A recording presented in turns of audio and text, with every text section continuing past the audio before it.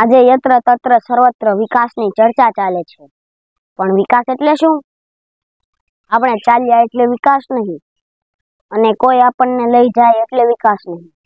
નદીના પાણીમાં આપણે ચાલીએ છીએ, તે પાણી આપણને લઈ જાય છે, તે એટલે વિકાસ નહીં.